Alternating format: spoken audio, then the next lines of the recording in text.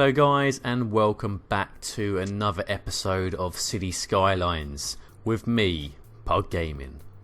Now, it's been a little while since we worked on the British Challenge. The festive season brought a new mini-series of the Christmas town, and this series was just left, I'm afraid. Didn't really have a lot of time on my hands over Christmas to really get back into this, but that's what now is for. 2017 will hopefully be the completion of the British Challenge, and I have a few other little mini projects I'm working on which will be released in a couple of months' time as well to do with City Skylines. But for now, we're going to jump back into the British Challenge, and if you recall, the last video we did was the pier over here, the British style pier. And today's episode we're going to start work on the seafront itself. So what I'm looking to do is generate a seafront with a small, a town behind it. So very similar to the likes of Brighton, Great Yarmouth, Southend, those sort of locations with the UK is what I'm going for here. And I want to give that really rustic sort of British seaside feel as well, where we've got the seafront with the hotels, restaurants on the front. Obviously there'll normally be amusements and stuff like that, maybe a little not fair but arcadey amusement in the area, what they class it as, fairground I guess, that sort of thing along the seafront. And then the tier behind that is obviously where the actual town itself is. And I'm thinking we're going to have sort of three layers here. So we're going to have the actual beach layer, the seafront layer, and then the actual main town is going to be higher up. So we're going to raise the land up and sort of push that higher up, which will look really, really cool. And in terms of the buildings I'm going to be using, we're going to go with the standard British terrain houses that we've used in the past. We've got the terrace ones, semi-detached, etc.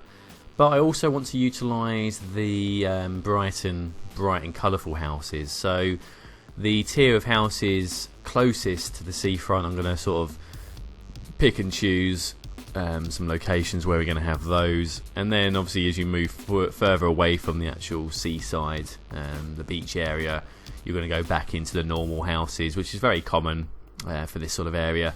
I'm also going to do a section of bungalows as well.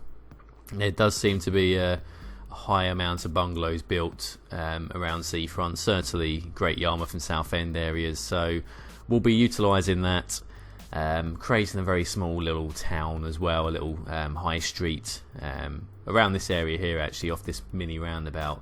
And we're going to do a one-way system as well, I think, on the seafront. So we're going to jump into a time lapse now, just whilst I talk over the top of what we're doing. There was a lot of time that I spent just looking around to try and find the best buildings that really suit this theme. And we started firstly by trying to get some hotels in. So I went onto the workshop and found a majority of hotels that some fit the theme, some were a little bit over the top. So in the end I decided we should do a bit of theme management so we can get the two tiers from the sea working. So the first tier here, which is the closest to the seafront, we're going to put the hotels in here. In the end I did find it was a lot easier to just use the Rico buildings, but there was a lot of gaps that we needed to still fill, and in the end it was actually the apartments that looked best. I know they're not hotels, but they looked a lot better than some of the other buildings we could have used across there. I didn't really want to put any shops or anything along the seafront, so we was quite limited with what there is available on the workshop which relate to what I'm trying to build here. So that was a difficult part of sort of choosing the right buildings for this area. And I don't know how you guys deal with these sort of situations, but the best way I found is, first of all, obviously look on the workshop, search for as many keywords of what you're looking for, so hotel, motel, etc. for this lot. Apartments also you could look for, and obviously a lot of the time is spent sort of scouring the actual workshop for suitable buildings. And you can also have a look at the collections. I did find a collection for hotels, for example, which was very useful. Someone else has already done the hard work for you, so it might be worth doing that first and then move on to searching keywords yourself. Once you've found as many as you can, the next best job is, if you haven't already got a straight road, just draw one anywhere on the map and place down every single hotel that you've got, all in a line, and then you can pretty much just study them after and have a look which ones you want to keep, which ones you want to get rid of. Also allows you to give a 360 view of each one and sort of see how big they are in terms of where does it fit in your actual design. So that's one thing I've found extremely helpful. Now I'm just going to jump out of chat quickly just whilst we speed through this placement time, and we'll catch up once we've done the foundations for the main town.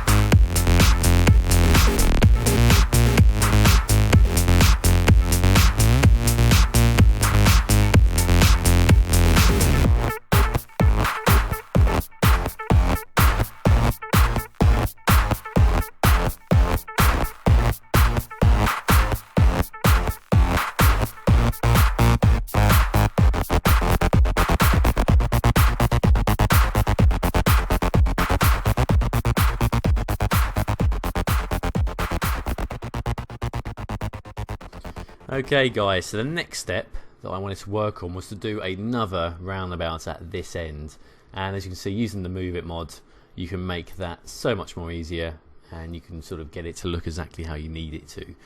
So I wanted to give this perception that we've got the main Seafront road, which is a one-way system, and then we've got the roundabouts either side, which links everything else up to one another. As you can see, throughout the time lapse we generated a bit of height here as well, so we've got the actual road going upwards. The land does go up and down towards the sea level, and what I was hoping to achieve here is the houses that go along the side of this road will have that nice sort of sloped effect, so I think that will work rather nice. And what we're doing now is pretty much just putting a template of a road system down, trying to copy as best we can the sort of road systems that are natural to this sort of area. To say, taking the inspiration from the Brighton Seafront, Great Yarmouth and Southend sort of zones. So that's the plan here. We're just going to get the road layouts done and sort of go from there, really. Now, one thing I did notice when I was looking at road maps of the sort of seafronts, they are a lot different to towns and cities that we have already done ourselves. So, for example, the main city in the British Challenge over the river here, layout is a lot different to what we're doing here. The houses are very compact towards the sea level, but we have areas like this where you have houses around the side and a big car park in the middle because the houses are so cramped, and that's how they were sort of made and sort of built. There's not much space for parking. Most of the houses are sort of terrace based, so you don't have a driveway, etc. So a lot of these areas did just have little car parks in amongst them, so we're going to try and replicate that as best we can. But once you move away from the seafront area, you'll then start to move back into the standard sort of housing areas where you'll see the semi-detached and detached houses where they will be having their own driveways, etc. So we're going to try and replicate both here in this situation. Now you'll be able to see as well how much I take full advantage of the Move It mod as well. So I can just place down roads willy-nilly now and pretty much just move the roads themselves with the Move It tool.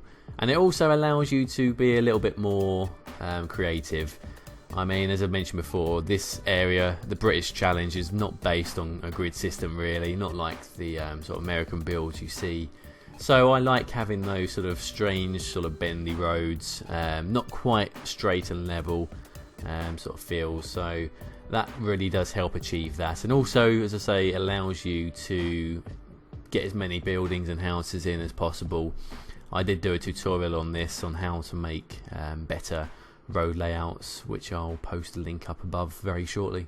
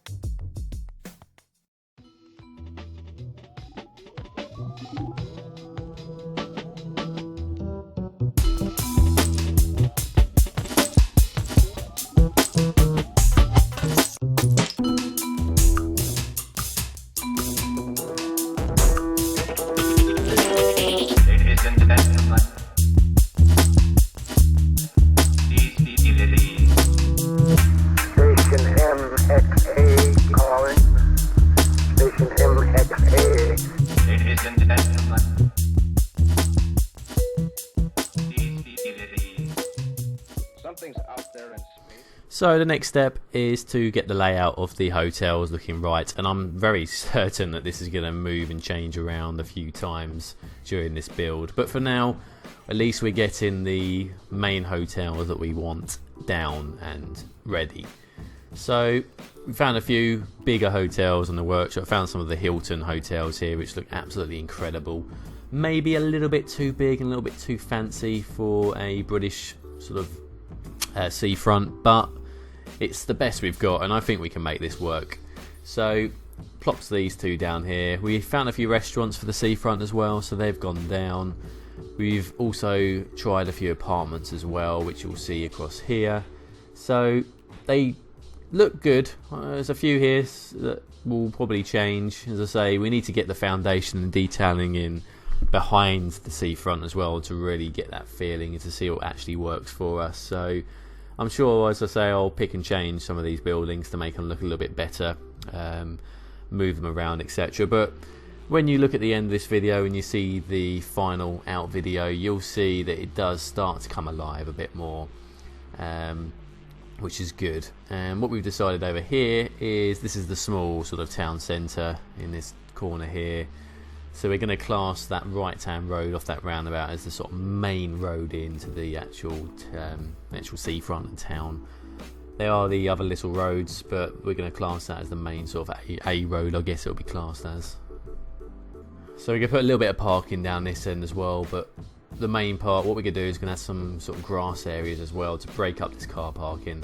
It's a little bit too concrete for my liking, and you'll see if you go to a British seaside that there are sort of grassy areas, and sometimes they even have some nice sort of flower decorations as well, which we're going to look to do in the next episode. So the next episode is going to be a lot of detailing.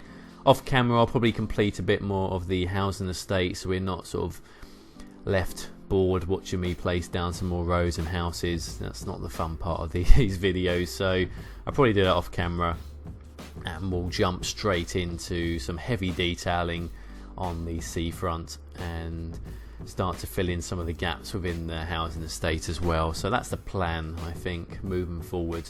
But extremely pleased with how these hotels have come across.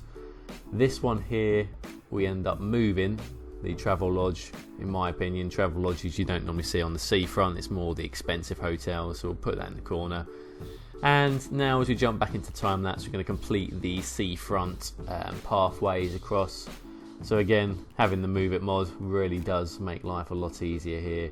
We can just plop these down and get them level and move them around as and how we want. So we're going to close off this area here, bend this around a little bit, and that's going to be this main seafront. I'm not going to close off the seafront, but this is the main tourist seafront, and the rest we'll look to do something else with. I'm not quite sure what yet, but we'll find something. So that pretty much brings us to the end of episode 31, guys. As always, thank you very much for watching. Any comments, please let me know. If there's anything you'd like me to add or things to change, I'm always happy to see what you guys think we should do. As I say, it looks a little bit too concretey at the moment from this final outro video. But if you've liked this video, like the series, and you're not a follower, please do so. Please subscribe to the channel, and I will catch you in my next video. Thanks for watching, and all the best.